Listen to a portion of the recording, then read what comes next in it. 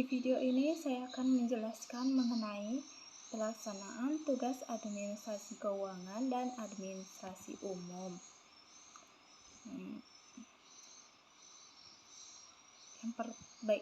Yang pertama saya akan menjelaskan mengenai pelaksanaan tugas administrasi umum. 1. Menerima telepon. Tugas administrasi paling sederhana adalah menerima panggilan telepon dari pihak lain. Walaupun terkesan sederhana, tugas administrasi dalam menerima telepon harus memperhatikan etika dan gaya bahasa yang digunakan. Admin juga harus pandai dalam berkomunikasi. 2. Membuat dan merencanakan agenda. Seorang admin akan mengatur dan membuat agenda, yaitu membuat jadwal-jadwal yang penting perusahaan, seperti mengatur jadwal meeting, bertemu klien, dan beberapa agenda penting lainnya. Di sini ia harus memiliki kemampuan dalam merencanakan dengan baik agar jadwal yang dibuat dapat terencana dengan baik. 3. Membuat surat menyurat. Tugas satu ini sudah tak asing lagi bagi para admin. Untuk keperluan membuat surat menyurat, perkantoran tentu saja akan diserahkan sepenuhnya pada admin perusahaan. Mereka akan membuat berbagai surat terkait kegiatan perusahaan seperti surat jalan, surat perintah kerja, surat kontrak pekerjaan, dan berbagai surat lainnya. 4. Melakukan arsip data. Sudah pasti semua data akan dikelola di bagian administrasi. Tugas admin adalah untuk merapikan dan mengarsipkan data tersebut ke dalam file digital maupun arsip offline. Administrasi akan bertugas untuk merapikan dan menata secara rapi agar dokumen mudah dicari dan tidak hilang. 5. Entry data. Entry data atau memasukkan data merupakan tugas pokok seorang admin. Ia harus teliti dalam menginput data-data penting yang berhubungan dengan kegiatan organisasi atau perusahaan tersebut. Maka dari itu, admin juga harus familiar dengan segala alat-alat komputer dan software seperti Microsoft Word, Excel, dan lainnya. 6. Mempersiapkan akomodasi kunjungan kerja.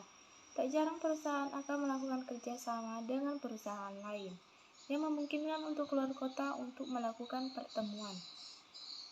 Di sini, jadi tugas administrasi adalah menyiapkan segala persiapan akomodasi seperti tiket perjalanan dan penginapan untuk menunjang kunjungan kerja tersebut. 7. Mengurus email. Setiap perusahaan selalu memiliki email sebagai identitas utama dan terhubung pada klien atau konsumen. Jadi admin di sini akan bertugas untuk mengelola seperti mengirim dan membalas email yang masuk dan akan disampaikan pada pihak sesuai yang tertera dalam email tersebut. 8. Memungkinkan untuk handle sosial media. Sosial media saat ini menjadi media paling ampuh sebagai branding perusahaan, hubungan dengan klien atau konsumen, dan sebagai media promosi. Dan yang terakhir adalah kelola buku harian. Tugas admin selanjutnya adalah mengelola dan mencatat, merekap, dan menyusun segala kegiatan harian di kantor. Administrasi akan mengelola pencatatan dengan baik pada seluruh kegiatan yang berlangsung agar menjadi sebuah rekapan dokumentasi data-data terkait kegiatan yang berlangsung. Pelaksanaan yang kedua yaitu pelaksanaan tugas administrasi keuangan. 1. Menciptakan rencana keuangan. Pada prinsipnya, rencana keuangan ini mencakup banyak aspek, termasuk pendapatan, pembayaran, dan pinjaman yang dibuat secara terstruktur dan sistematis. Pembuatan draft ini biasanya dilakukan atas dasar hasil laporan ataupun arsip dari beberapa periode sebelumnya. 2. Membuat laporan keuangan. Tanggung jawab lainnya dari seorang administrasi adalah menyusun laporan keuangan tahunan. Persiapan dan pelaksanaannya bisa dilakukan secara bertahap, mulai dari harian, mingguan, bulanan, hingga tahunan.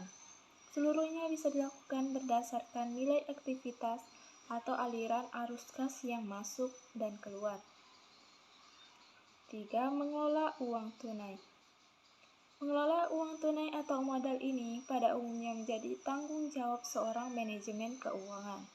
Dalam hal ini, tugas yang harus dilakukan adalah melaporkan penarikan dana atau setoran, membuka rekening, dan menentukan banyaknya jumlah setoran dana, serta mencatat seluruh transaksi yang berkaitan dengan uang tunai perusahaan. 4. Mengelola kredit dan pinjaman. Administrasi keuangan juga harus mengelola dana pinjaman atau kredit yang menjadi beban suatu perusahaan. Biasanya, hal ini berkaitan dengan pemberian tagihan dan melakukan pembayaran atau utang piutang suatu perusahaan. 5. Bekerja sama dalam menyusun kebijakan administrasi keuangan dengan bagian lain yang terkait sesuai dengan visi dan misi perusahaan. 6. Mengelola modal kas, mulai dari membuka rekening, menentukan setoran, mengerjakan kas, menangani pembayaran atas kewajiban dan menjadikan catatan transaksi kas. Dan yang terakhir adalah membuat perencanaan keuangan, mulai dari perencanaan peminjaman, penerimaan, pengeluaran, dan pembayaran. Itulah penjelasan saya mengenai pelaksanaan tugas administrasi keuangan dan administrasi umum.